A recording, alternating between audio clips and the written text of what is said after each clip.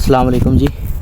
मैं आपसे ना एक चीज़ शेयर करना चाहता हूँ। अभी मैं अपने घर के सामने वाले पार्क में बैठा हुआ था, तो मेरा मेन मकसद यहाँ पे आके ना कार्डियो करना या स्प्रिंटिंग करना ही था।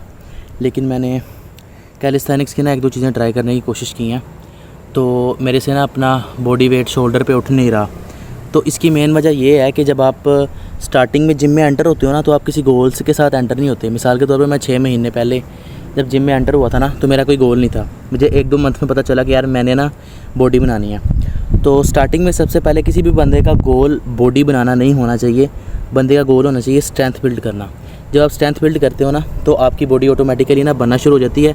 एट द एंड जब आप उतनी स्ट्रेंथ गेन कर लो, जैसे स्ट्रेंथ की कोई लिमिट नहीं होती, लेकिन जब आप एट द एंड उतनी स्ट्रेंथ गेन कर लो जब आप सेटिस्फाइड हो। वैसे इंसान सेटिस्फाइड होता नहीं, लेकिन एक टाइम तक जब आप थोड़े बहुत सेटिस्फाइड हो जाओ ना, उसके बाद फिर आप अपनी बॉडी को शेप में लाना शुरू कर दो। उसके लिहाज से आपको वर्कआउट और डाइट करनी पड़ेगी। तो मेरे कहने का मकसद ये है कि कैलिस्थेनिक्स का मैंने वर्ड बीच में इस वजह से यूज़ किया कि आप अपना बॉडी वेट पुलअप्स में या पुशअप्स लगा के तो लिफ्ट कर सकते हो, लेकिन calisthenics is all about shoulder strength. आपकी शोल्डर में अगर स्ट्रेंथ नहीं ना है, तो आप अपने वेट को प्रॉपर तौर पे ना लिफ्ट नहीं कर पाओगे। तो मेरे से भी हैंड स्टैंड नहीं था हो रहा, क्योंकि शोल्डर में इतनी स्ट्रेंथ नहीं है। वैसे तो मेरा PR 65 kg है।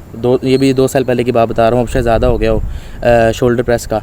लेकिन उसका कोई ऐसा फ़ायदा नहीं है जब आप अपना बॉडी वेट उस एंगल पे लिफ्ट नहीं कर पा रहे, या आप कोई कैलिस्थेनिक की ऐसी मूवमेंट है जो आप नहीं कर पा रहे, तो आपको थोड़ा सा होता है कि भाई इतना वेट लिफ्ट कर रहा हूँ, लेकिन अपना बॉडी का वेट नहीं लिफ्ट हो रहा।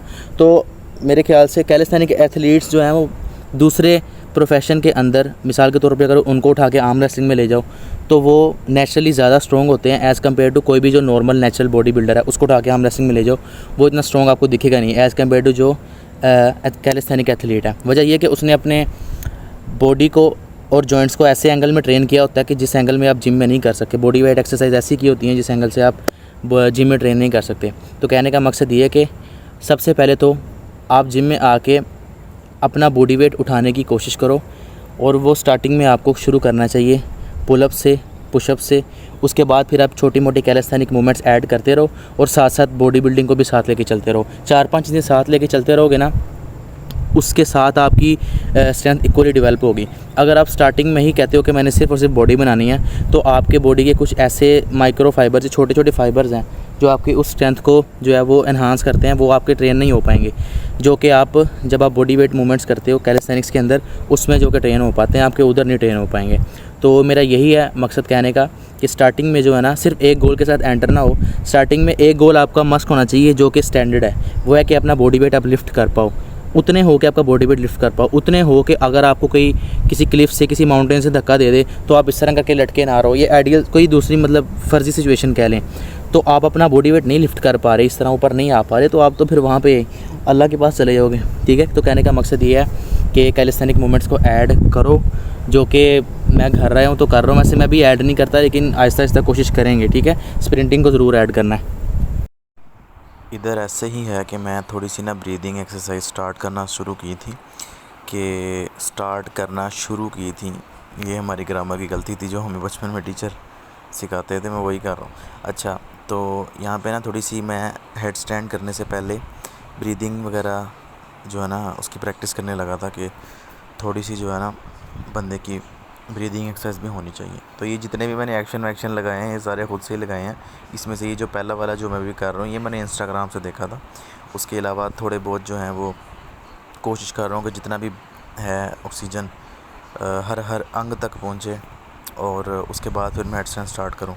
अब ये जो है रात के 2 बजे का टाइम है जब मैं ये एक्सरसाइज करना शुरू कर दी थी। मैंने रात के 2 बजे का टाइम, हमारे पार्क के अंदर काफ़ी ज़्यादा इस टाइम सन्नाटा था, तो मुझे एक अच्छा टाइम मिल गया था। सिर्फ कुत्ते ही फिर रहे थे उधर, और किसी का शोर नहीं था। अच्छा, मैं बेसिक हेड स्टैंड ट्राई करने लगा हूँ। मैंने पहले भी बेड पे किया हुआ है छोटे होते, अब दोबारा मैं ट्राई करने लगा हूँ यहाँ घास पे, देखते हैं होता है कि नहीं।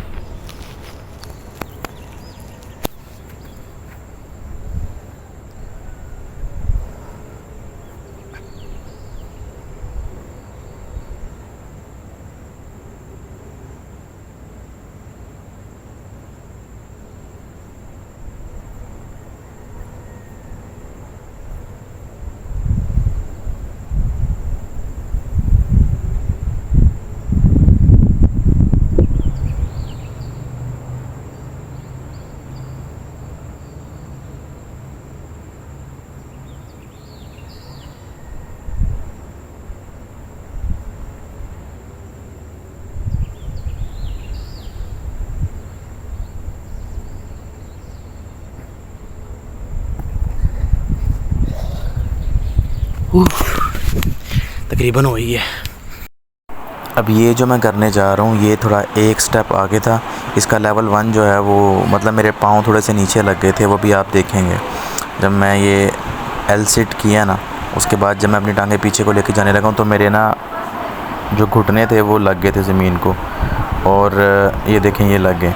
लेकिन उसके बाद मैंने स्टार्ट किया था हेड स्टैंड करना ईंटों की मदद से।